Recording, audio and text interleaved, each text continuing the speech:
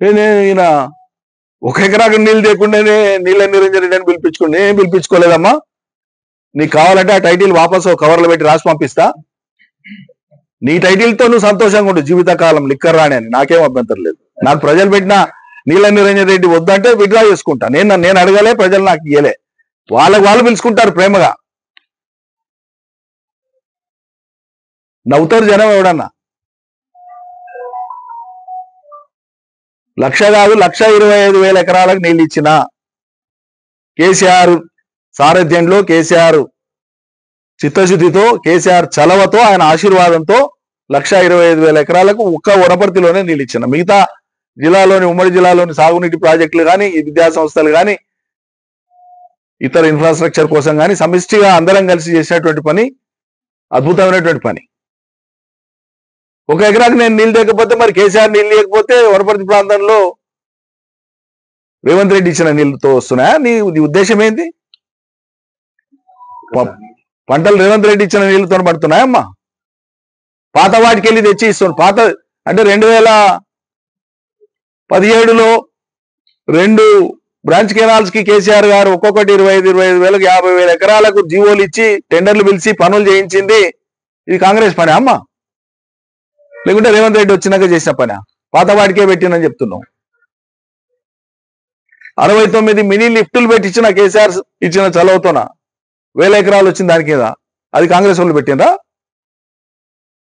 15 check డ్యాంలు KCR sanction చేయించిస్తే రాష్ట్రంలోనే all time రికార్డుతో చేయించిన 50 రోజులు 55 రోజుల్లో చేయించిన ఒక్కొక్క చెక్ డ్యామ్ ఇవాళ ఒక్కొక్క ఊరి చెరువుకు సమానమైంది. భారతదేశంలోనే రికార్డు 5,000 ఎకరాల భూసేకరణ పూర్తి చేసి 7 టీఎంసీల నీటి సామర్థ్యం కలిగినటువంటి ఏదుల రిజర్వాయర్ ను 1 సంవత్సరం 10 నెలల కాలంలో పూర్తి చేయించేసిన. మేము పూర్తి కాలేదు, ఈయన పట్టించుకోలేదని మాట్లాడింది. ఇక మీకు తెలిసిన విషయం అదైతే ఇంక నేనేం చెప్పాలి?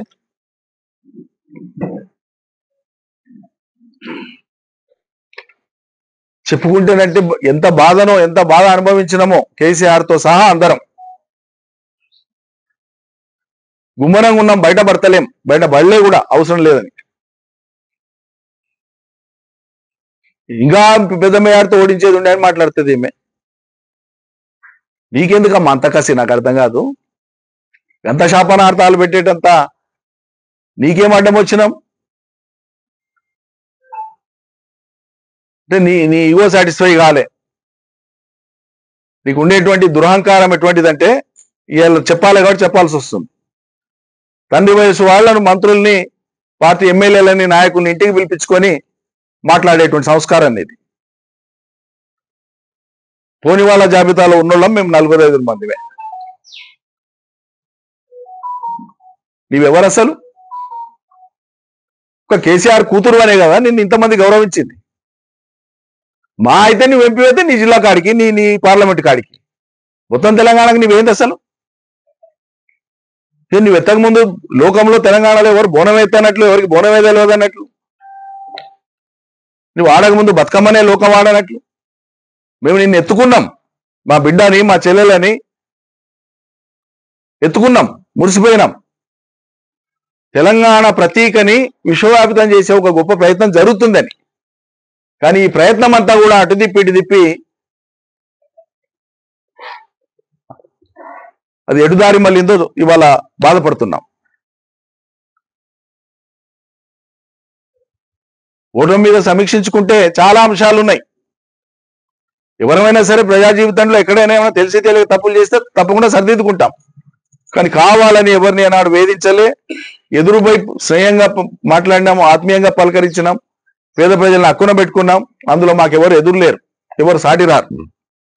మమ్మల్ని పట్టుకొని పూర్తి భిన్నమైనటువంటి నెగటివ్ ప్రొజెక్షన్ ఇచ్చేటువంటి విధంగా మీరు మాట్లాడడం దారుణం. ఇంకా చెప్పాలంటే మొత్తం నేను సరే వనపర్తిలో ఓడిపోయినా బాగుంది. మరి కామారెడ్డిలో కేసీఆర్ గారిని ఎందుకు ఓడించారు ప్రజలు? తప్పు చేశారు ఆడ కేసీఆర్ గారు ఏమన్నా?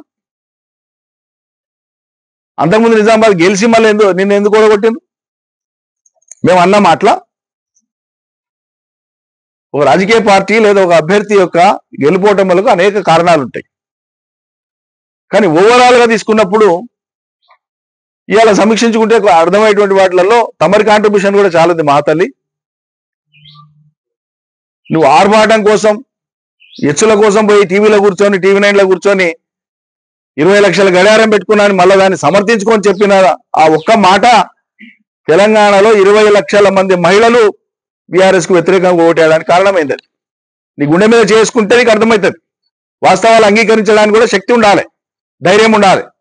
పొరపాటును అంగీకరించడానికి కూడా ధైర్యం ఉండాలి.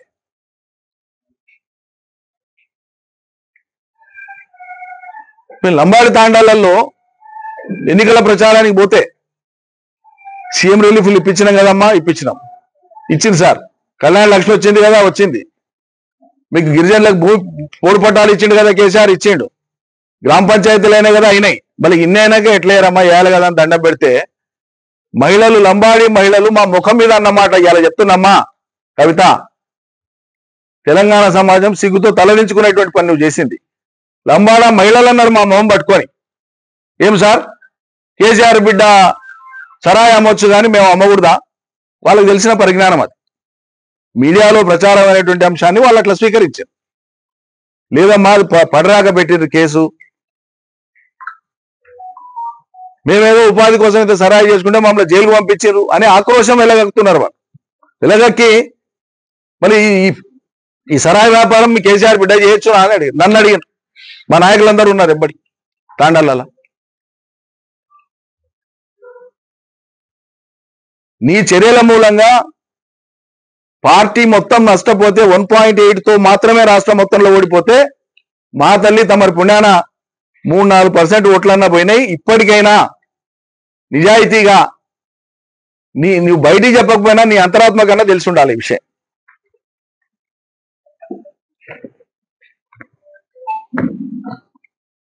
కాంగ్రెస్ వేదవులు మాట్లాడితే అదే మాట నువ్వు మాట్లాడుతావమ్మా, సిగ్గనిపించాలి కదా మాట్లాడడానికి. స్థలం ఏందో తెలియదు.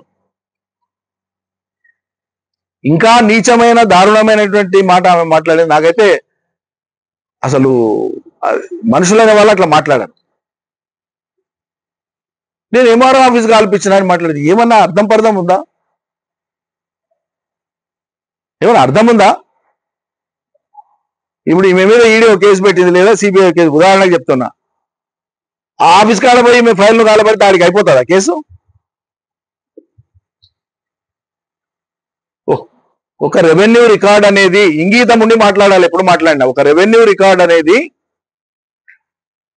మండల ఆఫీసులో ఉంటుంది, ఆర్డీఓ ఆఫీసులో ఉంటుంది, కలెక్టరేట్లో ఉంటుంది, సిసిఎల్ఏలో ఉంటుంది. అట్లా ఉంటానంటే ఒక తోనున్న కాగితాలన్నీ కూడా మాయమైపోతే ఇక లోకంలో భూములే ఉండవు ఎవరికి. పోలీస్ స్టేషన్లో కూడా అంతా కూడా మర్డర్ చేసింటారు. పోలీస్ స్టేషన్లో ఎఫ్ఐఆర్ అంటే కేసు అయింటుంది. వాడు పోలీస్ స్టేషన్ అడ్వైట్ అనుకో జరిసేపటికి కేసు పోతుందా? వాడు ఎవడో పనికి మాలిన విధవ, ఏం మాట్లాడాలనో తెలియనటువంటి ఒక విధవ ఈయన ఉన్న భూములు తారుమారైన రికార్డులు కాబట్టి అవి కనిపించకుండా ఆయన అంటుపెట్టిడు కారని ఇంత నీచంగా మాట్లాడతారండి ఎవరా సభ్య సమాజంలో? నువ్వు భూమి కోసము ఇంత దిగజారేటువంటి మనుషులకు కనిపిస్తున్నావు. మీకు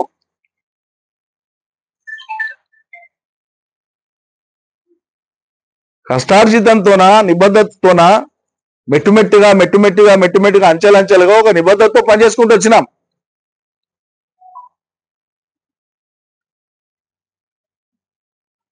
మీలాగా సులభంగా ప్రలోభాలకు లొంగేటువంటి మనుషులవే అయితే 2008లో ఉప ఎన్నికల్లో ఆనాడు బీఆర్ఎస్ ఓడిపోయినాడు. 2009లో ఆశించిన ఫలితాలు రాన్నాడు. తెలంగాణ ఉద్యమాన్ని, కేసీఆర్ను, బీఆర్ఎస్ను కాకుల్లాగా లోకం పీల్చుకొని తిన్ననాడు, పొడిసిన్నాడు. తెలంగాణ వ్యతిరేకులు కానీ ఇంటి దొంగలు కానీ దివంగత రాజశేఖర రెడ్డి చేయనటువంటి కుట్రలు లేవు అన్నాడు. తెలంగాణ ఉద్యమాన్ని ఆపడానికి, ఉద్యమం లేకుండా చేయడానికి వరుసగట్టి ప్రలోభాలు పెట్టి మండల స్థాయి నాయకుల నుంచి రాష్ట్ర స్థాయి దాకా ఎమ్మెల్యేల దాకా హోల్సేల్ గా రాజశేఖర రెడ్డిని నిర్వీర్యం చేసి తీసుకుపోయింది. తెలంగాణ అయిపోతుంది ఇంతటితో అని చెప్పి. అటువంటి కష్టకాలంలో కూడా పార్టీ జెండాను వదలలే, కేసీఆర్ను వదలలే, ఉద్యమాన్ని వదలలే. డబ్బుల కోసమో ఆస్తుల కోసమో కక్కుర్తి పడేటువంటి వాళ్ళం మేము కాదు. మీరు చూసిన ప్రపంచం అది ఉండవచ్చు, మీకు తెలిసిన అనుభవం అదే కావచ్చు. మీ దృష్టిలో ఉద్యమ ఫలితాలంటే ఊరేగడం కావచ్చు, పడుచీరలు కావచ్చు,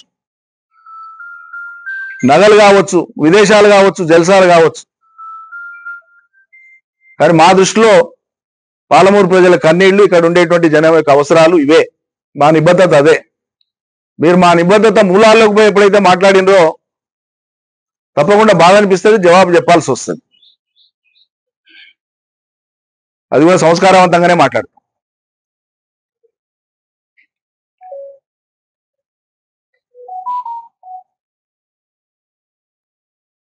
అయినటువంటి ఆరోపణలు మూడు కాదమ్మా, మాకుండేది ఒకటే వ్యవసాయ భూమి కమ్ ఇల్లు ఒకటే తోనుంటది. మా సొంత ఊర్లోనే ఉంటది. హైదరాబాద్కు 160 కిలోమీటర్లు. నువ్వు వచ్చిపోయినావు, నిన్న మొన్న వచ్చిపోయినావు. ముందు చెప్పింటారంటే మా ఇంటికి టీ కూడా ఇన్వైట్ చేస్తుంటే, మీడియా మిత్రుల సమక్షంలో నువ్వేమైనా అడగదలుచుకుంటే చెప్పదలుచుకుంటే అక్కడే స్నేహపూర్వకంగానే అన్ని చెప్తుంటే, ఈ అభాండాలయాల్సిన కర్మ కూడా పట్టేది కాదు మీకు. కన్న ఊర్లో ఉన్న ఊర్లో నాకున్న వ్యవసాయ భూమిలో ఇల్లు కట్టుకుంటానంటే నీకు ఫామ్ హౌస్ లాగా కనిపిస్తే, మరి హైదరాబాద్లో సొంత భవనాలు ఉండగా, విలాసవంతమైన భవనం ఉండగా గండిపేట పక్కల నీకెందుకు అమ్మ? మరి నాకు లేవే హైదరాబాద్లో, గండిపేటలలో, ఇంకేనో నగరాలల్లా నాకు వేరే వ్యాపారాలు కూడా లేవే. ఉన్నదే వ్యవసాయం, పశువులు, వ్యవసాయము, తోట, గొర్రెలు, మేకలు, ఆవులు. నాకు ఆపేక్ష ఉంది. మరి వీళ్ళు కేసీఆర్ గారు కూడా ఎర్రవల్లిలో వ్యవసాయ భూములోనే ఇల్లు కట్టుకొని ఉన్నారు. దాన్ని కూడా మా ప్రత్యర్థులు ఫామ్ హౌస్ అనే ఎక్కిరిస్తారు రోజు. అంటే నువ్వు వాళ్ళ వాదనను బలోపేతం చేయడానికి నా మీద పెట్టి అంటున్నావు అనమాట. అంటే ఇది పోయి కేసీఆర్ కూడా తగలాలని, అంతే కదా నీ ఉద్దేశం? మరి కృష్ణా నది ఏది 100 సార్లు చెప్పినా, మొదలు బీజేపీని పట్టుకొని వానితోన పెట్టించి, దాని తర్వాత ఒక యూట్యూబర్ను పట్టుకొని వానికి పైసలు ఇచ్చి వాంతోలకి వచ్చి వాంతోన పెట్టించి ఎన్నికల ముందు దుష్ప్రచారం చేయడానికి వీటిని ఆయుధాలుగా వాడుకుంటాం. 2 ఏళ్ళు అయిపోయింది, ఎన్నికలు అయిపోయి. 1 ఇంచు భూమి ఈ ప్రపంచంలో ఏడన్నా నేను అక్రమంగా సంపాదించి ఉంటే, లేదా అసైన్డ్ భూమి ఇంకేదైనా నేనుగా ఆక్యుపై చేసుకునే ఉంటే రికార్డు తీసుకొని వచ్చి మొదలుపెట్టు. ఇప్పుడు నువ్వేం చెప్పినా ప్రభుత్వంలో పెట్రోల్ అయి మండుతుంది కదా అని మాట. యాక్షన్ తీసుకోమను. 2014, 2018, 2023 ఎన్నికల అఫిడవిట్లు నావి ఉన్నాయి. 2018 ఎన్నికల అఫిడవిట్లో సమర్పించినవి, 2023లో సమర్పించినవి వెరిఫై చేసుకోండి. Only 16 acres of dry land oil palm పెట్టింది మాత్రమే అడిషన్ నాకు మొత్తంలా. దానికి సోర్స్ ఉంది, ట్యాక్స్ పే చేసిన అన్ని ఉన్నాయి. నాతో పాటు నాకు కలిసి ఉండేటువంటివి మా బంధువులు ఉన్నాయి, మా అమ్మాయి వాళ్ళది ఉంది, లేకుంటే ఇంకో వియంకుడిది ఉంది. అందరు కలిసి ఓ ఆయిల్ పామ్ పెట్టినాం. అది కూడా హైదరాబాద్కు 200 కిలోమీటర్లు. అది భూమి ఉండడం, వ్యవసాయ భూమి ఉండడం, అందులో ఆయిల్ పామ్ తోట ఉండడమే నేరమైనట్లు మాట్లాడుతున్నవే. ఎవరైనా పిచ్చినా కొడుకు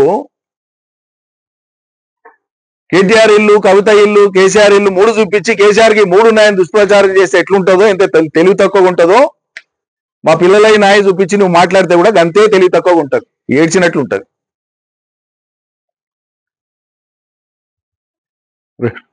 2009 నాటికే, 2009 వరకే విదేశాలలో విద్య పూర్తి చేసుకొని 2 విదేశాలలో స్థిరపడి 1 హైదరాబాద్లో స్థిరపడినటువంటి 3 అమ్మాయిలు ఉన్నారు. పెళ్లిళ్ళైనాయి, ఎవరి ఎస్టాబ్లిష్మెంట్స్ వాళ్ళకు ఉన్నాయి. ఓ తండ్రిగా కూతురు పొలం ఉందంటే పోయి చూసి బాగోగులు చూడడం అనేది తప్పు కాదు, నేరం కాదు కదా.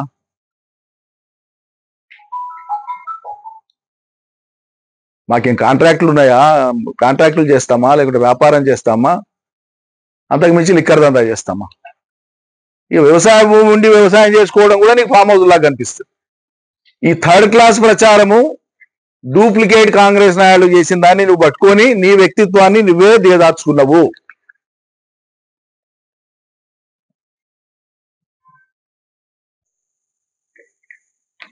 ఒట్టిగానే ఎవరిని కూడా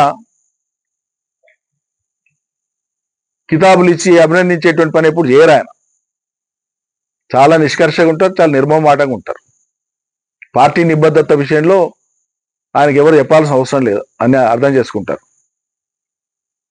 ఈరోజు ఆయన మానసిక బాధకు, ఆయన పడుతున్నటువంటి మానసిక బాధకు తమరు కారణమై కూడా ఇంతమంది మౌనంగా ఉన్నాం. అది అర్థం చేసుకోండి. ఇప్పటికైనా ఎవరిని ఏం చేయలేరు. అంతిమంగా ప్రజల కోసమే పనిచేసేది ఉంటే ఆ దారిలో పోతా ఉంటే నిగ్గు తేలుతుంది. ఎప్పటికైనా, ఒకరోజు కాకపోయినా ఒక రోజుకైనా. కేసీఆర్ తెలంగాణకు ప్రతీక, తెలంగాణ అస్తిత్వానికి ప్రతీక. కేసీఆర్ అంటే తెలంగాణ, తెలంగాణ అంటే కేసీఆర్. ఆయనకు ఉండేటువంటి ఆ కిరీటం ఏదైతే ఉందో, కిరీటం అంటే నగలతో పొదిగిన కిరీటం కాదు. ప్రజల దృష్టిలో ఆయనకు ఉండేటువంటి తెలంగాణ అంశంలో ఆయన పట్ల ప్రజలకు ఉండేటువంటి ఆరాధన, ఆ గౌరవభావం ఏది ఉందో ఒక కిరీటం లాంటిది. మేమందరము దానికి వన్నె తెచ్చే పని చేస్తున్నాము. తమరు చేసిన పుణ్యాన ఇలా కేసీఆర్ గారు మానసిక క్షోభ అనుభవించాల్సినటువంటి ఒక దుస్థితి ఏర్పడ్డది. మీ మీద పడ్డ బురద, ఇక మీరు నిజం చేసిరా అబద్ధం చేసిరా, వాళ్ళు తప్పు కేసు పెట్టినా కొద్దిసేపు పక్కకు పెడతాను, ఆ మీమాంసలోకి నేను పోను. ఇప్పుడు అది కడుక్కునేటువంటి పని ఏదో చేసుకోమంటే చట్టబద్ధంగా మీ అందరు కూడా నేను బురద అంటిస్తేనే తప్ప నాకు శాంతి ఉండదు అన్నట్లు బయలుదేరితే ఇది రకమైన శాడిజమే అనిపిస్తుంది. మేము బాధపడ్డాం. జైలు పట్టుకపోయినా నిద్రపోలే నేను, అంత బాధపడ్డా. ఆడపిల్ల, అధినాయకుడి కూతురు, బిడ్డ లాంటిది. చాలా చాలా ఫీల్ అయినాం. ఇంట్లో నా వైఫ్ నిద్రపోకుండా ఎంతసేపు ఉంటారు, రాత్రంతా నిద్రపోలే. నేను కాదు, నేను ఒక్కడిని కాదు, తెలంగాణలో కేసీఆర్ను అభిమానించేటువంటి వాళ్ళందరూ కూడా నరకం అనుభవించారు ఈమె తీసుకుపోయినప్పుడు. కానీ నువ్వు ఇలా వివరిస్తున్న తీరు జుగుప్స కల్పిస్తున్నది.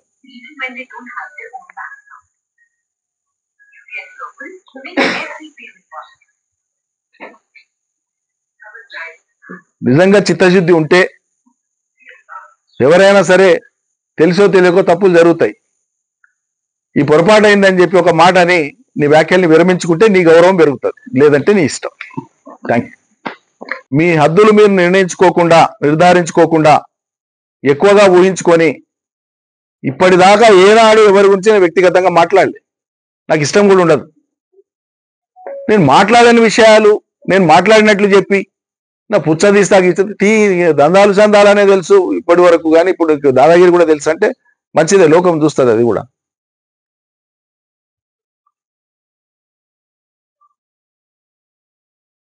మా ఊరికి వచ్చి మమ్మల్ని మా ప్రజల ముందు అవమానించేటువంటి రీతిలో తిట్టినప్పుడు నేను జవాబు చెప్పడం బాధ్యత కాబట్టి చెప్తున్నా. నేను అనాలని కూడా నాకు లేదు. నువ్వు చేసిన ఆరోపణలు ఎంత డొల్లతనంతో ఊడుకున్నాయో కనీసం నువ్వు ఆత్మవిమర్శ చేసుకో. నీకు పిల్లలు ఉన్నారు, సంసారం ఉంది, నువ్వు ఒక తల్లివి, ఒక చెల్లివి, ఒక బిడ్డవు. ఎదుటి వాళ్ళ మనసును కష్టపెట్టడం మంచిది కాదనేటువంటి సంగతి నువ్వు గుర్తెరిగి ప్రవర్తించు. నీ ఈగో కోసం, నీ ఆర్భాటం కోసం ఏం మాట్లాడినా చెల్తుంది, ఎట్లా ప్రవర్తించినా చెల్తుంది అంటే అది ఎల్లకాలం ఉండదు. ఈ రోజు వరకు కూడా తెలంగాణ బీఆర్ఎస్ శ్రేణులు అందరూ పైనుంచి కింది దాకా కూడా టైట్ లిపుడుగా ఉన్నారు, పెదవులు మూసుకొని ఉన్నారు, కేవలం కేసీఆర్ గారి కూతురు అనేటువంటి గౌరవభావంతో. ఆయనకి ఎక్కడ కూడా ఆయన మనసుకు కష్టం కలగొద్దు అనేటువంటిది మాతో పాటు అందరం.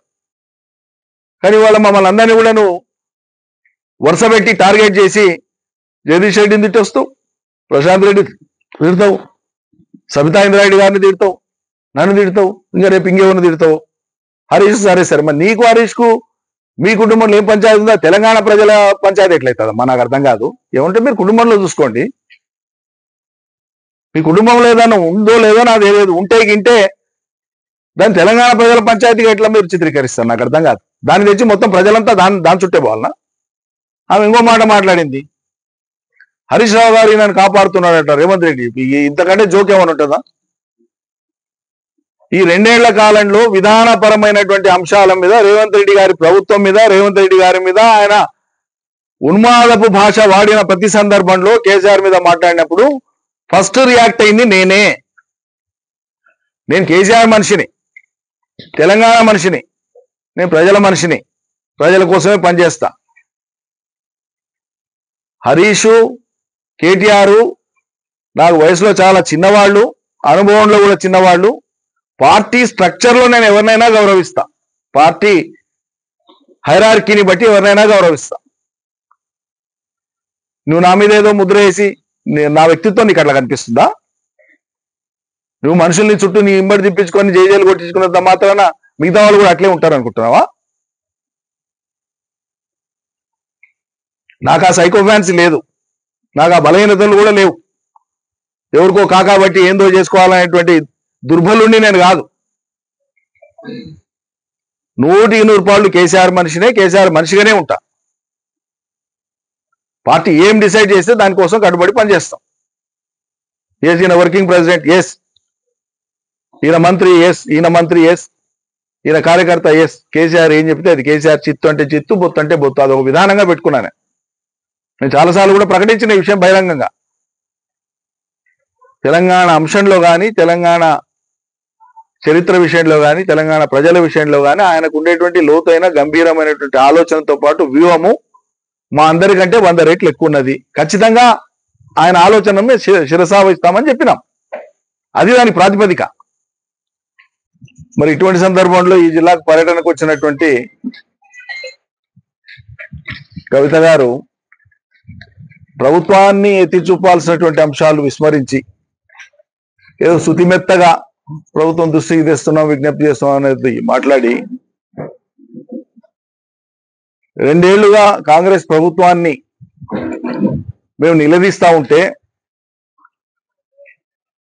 ఇదే రేవంత్ రెడ్డి గారు, కాంగ్రెస్ పార్టీ నాయకులు ఏకవచన సంబోధనతోన కేసీఆర్ గారిని ఇష్టారీతిగా దుర్భాషలు ఆడుతూ ఉంటే, అనగూడని మాటలు అంటుంటే, మరి అటువంటి అంశాల మీద ఏనాడు కూడా నోరు మెదుపన్నటువంటి కొంతమంది ఈరోజు నా మీద వచ్చి సభ్యత సంస్కారం లేకుండా ఓ తండ్రి లాంటి వయసు ఉన్నటువంటి వ్యక్తిని పట్టుకొని ఇష్టారీతిగా తనకు తానుగా మాట్లాడే. ఇన్నేళ్ల కాలంలో ఎప్పుడైనా ఎక్కడైనా నేను ఆ అమ్మాయి ప్రస్తావన తీసినా ఒక్క మాటనైనా ఎప్పుడన్నా అన్నానా? ఒక్క మాట నన్ను ఎప్పుడైనా ఏ సందర్భంలో నన్ను ఈ రోజు వరకు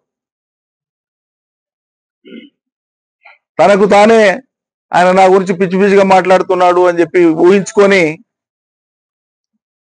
ఉచ్చేలేపేస్తాను ఇచ్చేలేపేస్తాను మాట్లాడుతున్నావు. సరే, అది నీ సభ్యత, నీ సంస్కారం. నువ్వు ఎవరి మీద మాట్లాడుతున్నావు, ఏ మాటలు మాట్లాడుతున్నావు లోకం కూడా చూస్తుంది. నేను అనని మాటల్ని అసలు ప్రస్తావనే లేదు. నీ ప్రస్తావన ఏనాడు కూడా మేము చేయలే, అవసరమే లేదు. మొన్నటిదాకా మా పార్టీలో ప్రజాప్రతినిధివి, మా అధినాయకుడి కూతురువి, మాకు విభేదించిన అంశాలే లేవు గతంలో. ఎప్పుడు మా జిల్లా కాదు, కలిసి పనిచేసేది లేదు. ఏ సందర్భం ఎప్పుడు ఎక్కడ ఏది లేనిది ఊహించుకొని ఇక్కడికి వచ్చి నా మీద మాట్లాడడం ద్వారా సంతోషపడే వాళ్ళు ఎవరు? ఇది నేను అడుగుతున్నది. ఆమె మాట్లాడిన 2వ నిమిషానికే ఈ ఉమ్మడి జిల్లాలో ఉండేటువంటి డూప్లికేట్ కాంగ్రెస్ లో కూడా ఒరిజినల్ మొదటి నుంచి ఉండి ఆ పార్టీ కట్టుబడి ఉండేటువంటి వాళ్ళ గురించి నేను మాట్లాడతలేను. వాళ్ళు సభ్యత సంస్కారం కలిగినారు. రాజకీయ విభేదాలు ఉండవచ్చు గాక, సిద్ధాంత విభేదాలు ఉండవచ్చు గాక, కానీ ఈ డూప్లికేట్ కాంగ్రెస్ ఏదైతే ఉందో, ఎవరైతే మా దగ్గర ఉండి లబ్ధి పొంది అవకాశాలు పొంది ఎన్నికల ముందు అవకాశవాదంతో ఇతర పార్టీలకు పోయి అక్కడ ఉన్న వాళ్ళ కాళ్ళు బట్టి గుంజి కింది గుంజి అక్కడ స్థానాలు ఏర్పాటు చేసుకొని ఈ మేమే కాంగ్రెస్ అని ఎవరైతే మాట్లాడుతున్నారో అటువంటి డూప్లికేట్ కాంగ్రెస్ వాళ్ళల్లా ఈమె మాట్లాడిన మరుక్షణమే మొత్తం సోషల్ మీడియాలో చూడండి కవిత గారు ఏం మాట్లాడారు నిరంజన్ రెడ్డి గారి గురించి.